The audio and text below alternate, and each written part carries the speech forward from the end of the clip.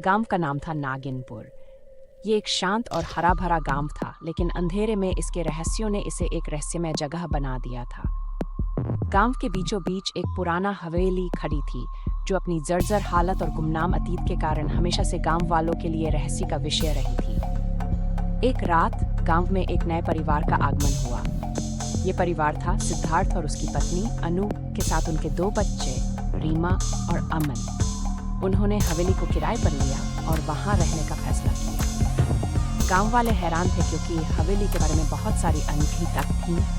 सिद्धार्थ और हवेली में प्रवेश करते हैं अमन और रीमा के साथ। हवेली के दरवाजे पर एक पुराना ताले का चिन्ह। हवेली में पहला रात बीती और सब कुछ सामान्य लग रहा था, लेकिन जैसे ही रात की गहराई बढ़ी, हवेली में अजीब अजीब आवाजें आने लगीं। दरवाजों की चरचराहट और फर्श की खड़खड़ाहट ने परिवार को बेचैन कर दिया।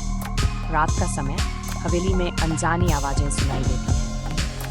सिद्धार्थ और अनु जागते हुए हल्की डर की भावना के साथ। अगले दिन सिद्धार्थ ने गांव वालों से हवेली के बारे में जानकारी ली। गांव के बुजुर्गों ने बताया कि हवेली में बहुत साल पहले एक अमीर व्यापारी रहते थे, जिनके बारे में कहा जाता था कि उन्होंने एक काले जादू के लिए अपनी आत्मा बेच दी थी। व्यापारी की रहस्यमय मौत के बाद हवेली पर काला साया मंडराने लगा। यही वजह थी कि लोग हवेली के पास जाने से भी डरते थे।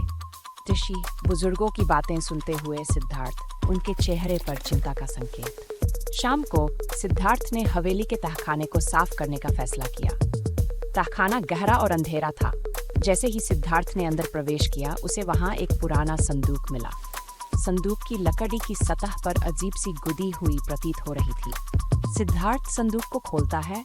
उसमें चमकदार वस्तुएं और एक पुराना कागज दिखाई देता है। संदूक को खोलने पर उसे एक पुराना कागज मिला, जिस पर कुछ अजीब से प्रतीक और एक संदेश लिखा था। सच्चाई का सामना करने के लिए अंधेरे से बाहर आओ। सिद्धार्थ कागज को पढ़ते हुए, उसकी आंखों में आशंका। रात के समय हवेली में अजीब सी हलचल शुरू हो गई।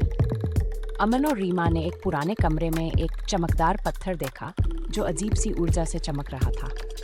जैसे ही उन्होंने उस पत्थर को छुआ, हवेली के वातावरण में अचानक परिवर्तन आया। कमरे में एक भयानक शक्ति का एहसास होने लगा।